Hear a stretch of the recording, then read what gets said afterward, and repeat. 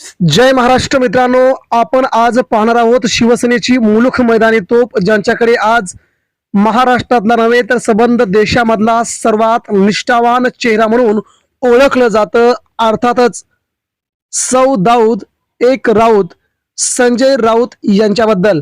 मित्रांनो, आपण जर कडवट निष्ठावान शिवसैनिक असाल तर नक्कीच हा व्हिडिओ शेवटपर्यंत बघाल. शिवसेना पक्षप्रमुख उद्धव ठाकरेंचा आणि शिवसेना प्रमुख बाळासाहेब ठाकरेंचा निष्ठावान शिवसैनिक म्हणून ज्यांच्याकडे आज आदराने पाहिलं जातंय, अशा या व्यक्तिमत्वाबद्दलची सगळ्यात मोठी घडामोड.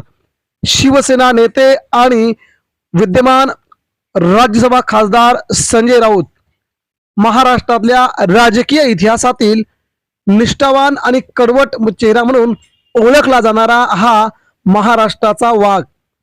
मित्रांनो, निष्ठा म्हणजे संजय राऊत. कडवट शिवसैनिकांची अखंड लढाई.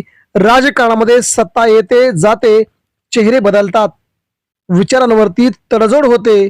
मात्र काही व्यक्ती अशा असतात की त्या काळाच्या प्रवाहातही आपली ओळख, निष्ठा आणि विचारांची धार बोथट होऊ देत नाहीत.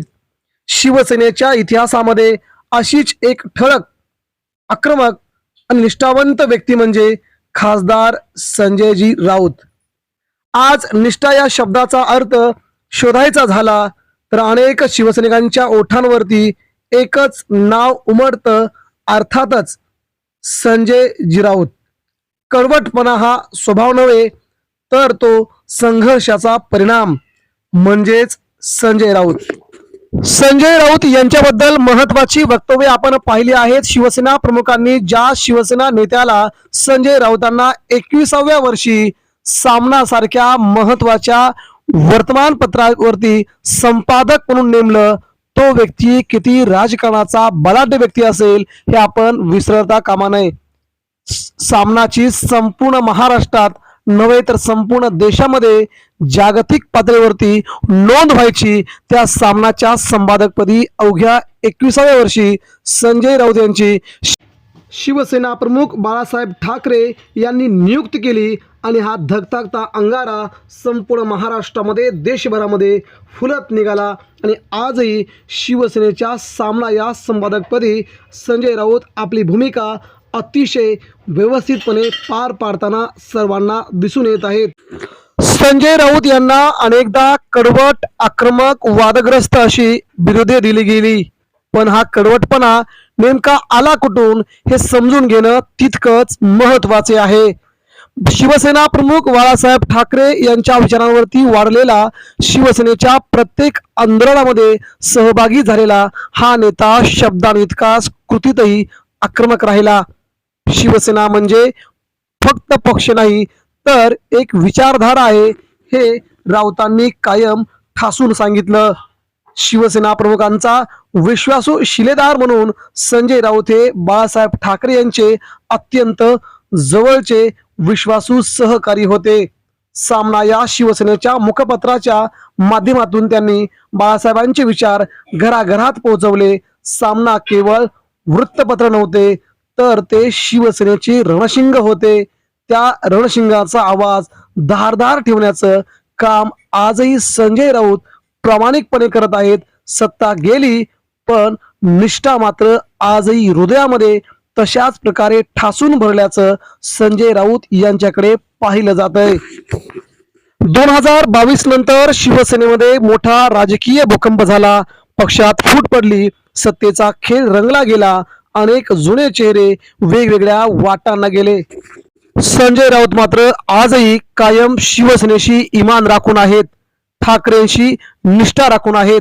अनेक लोकांनी गद्दारी केली, शिवसेना सोडली गेली, शिवसेनेशी गद्दारी करून पळून गेले आणि मोठमोठी पदं उपभोगली गेली, परंतु ठाकरेंचा आवाज मात्र ते कधी होऊ शकले नाहीत. उद्धव ठाकरेंचा, शिवसेना प्रमुखांचा आवाज एकच राहिले, ते म्हणजे संजय राऊत. ईडीची चौकशी, अटक, कारावास हे सगळे सहन करतानाही त्यांच्या भूमिकेत बदल झाला नाही. मी झुकेन पण विकणार नाही, ही भूमिका त्यांनी केवळ बोलून नव्हे तर जगून दाखवली. शब्द हेच शस्त्र. संजय राऊत यांची सर्वात मोठी ताकद म्हणजे त्यांचे शब्द. संसदेमध्ये असो, पत्रकार परिषद असो किंवा सामनामधील लेख असो, त्यांचा प्रत्येक शब्द राजकीय भूकंप घडवण्याची क्षमता ठेवतो. विरोधकांना टोला लगावताना ते कुठलीही भीडभाड ठेवत नाहीत. भाजप असो किंवा शिंदेगड असो, राऊतांनी प्रत्येकावरती निर्भीडपणे टीका केली, हे आपण विसरता कामा नये. शिवसैनिकांचा आवाज संजय राऊत हे केवळ खासदार नाहीत, ते शिवसैनिकांचा आवाज आहेत. रस्त्यावरचा शिवसैनिक जे बोलू शकत नाही, ते संसदेमध्ये माध्यमामध्ये राऊत बोलतात. त्यामुळेच त्यांच्यावर किती टीका झाली तरीही शिवसैनिकांच्या मनात त्यांच्याविषयी आदर कायम आहे. विरोधकांचा रोष पण जनतेचा विश्वास. राऊतांवरती सातत्याने आरोप झाले, त्यांच्या विधानावरती वाद निर्माण झाले, मात्र एक गोष्ट निर्विवाद आहे, त्यांनी कधीही आपली भूमिका बदलली नाही. विरोधकांचा रोष वाढत गेला, पण त्यांच्या पाठीराख्यांचा विश्वास मात्र अधिक घट्ट होत गेला. उद्धव ठाकरे यांच्यावरती जेव्हा जेव्हा राजकीय हल्ले झाले, तेव्हा संजय राऊत ढाल बनून उभे राहिले. अनेकदा उद्धव ठाकरे शांत राहिले, पण राऊत बोलत राहिले. हा आक्रमक शांत संयोजनच ठाकरे राऊत जोडीची ताकद ठरल्याचं आपणासमोर दिसतंय. निष्ठा म्हणजे व्यवहार नव्हे, ती मूल्य आहे. आजच्या राजकारणामध्ये निष्ठा ही व्यवहाराची गोष्ट झाली आहे. कोण किती देतो, कोण किती सत्तेत ठेवतो यावर निष्ठा ठरते. पण संजय राऊतांनी दाखवून दिले की निष्ठा ही मूल्य आहे, ती सौदा नाही. सत्ता गेल्यावरही जो सोबत राहतो तोच खरा निष्ठावंत असं दिसतंय.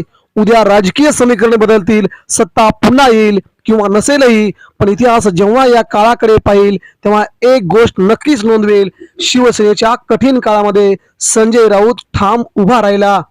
संजय राऊत सर्वांना आवडतीलच असे नाही, त्यांची भाषा तीव्र आहे, शैली धारदार आहे, पण शिवसेनेसाठी, ठाकरे विचारांसाठी त्यांनी जे बलिदान दिलंय ते कोणीही नाकारू शकत नाही.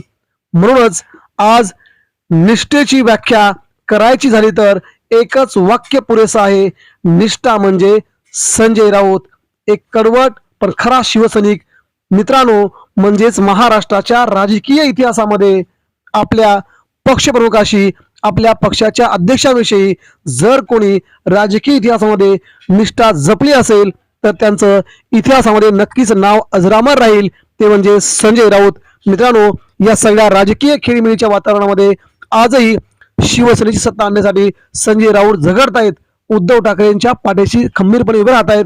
तर त्यामुळेच महाराष्ट्रातला शिवसैनिक आजही ठाकरेंना सोडायला तयार नाही, या एकाच कारणामुळे. मित्रांनो, आपणास काय वाटतंय, राज्याच्या या संपूर्ण राजकारणामध्ये उद्धव ठाकरेंनी ज्या प्रकारे संजय राऊत यांना सांभाळले आणि संजय राऊतांनी ज्या प्रकारे उद्धव ठाकरेंना सांभाळले, या दोघांची मैत्री अजरामर राहील. आपण संजय राऊत यांच्याबद्दल एक कमेंट करा. शिवसेनेचा खरा निष्ठावान चेहरा म्हणून संजय राऊत यांना आपण कसे मानता? आपल्या प्रतिक्रियांची आम्ही वाट पाहत आहोत. महाराष्ट्राच्या राजकीय इतिहासामध्ये संजय राऊतांचं स्थान तुमच्या मनामध्ये कुठे? नक्कीच आपल्या प्रतिक्रिया द्या, त्यांची आम्ही वाट पाहत आहोत. मित्रांनो, धन्यवाद. भेटूया पुन्हा एकदा नवीन व्हिडिओसह. तोपर्यंत आपणा सर्वांना जय महाराष्ट्र.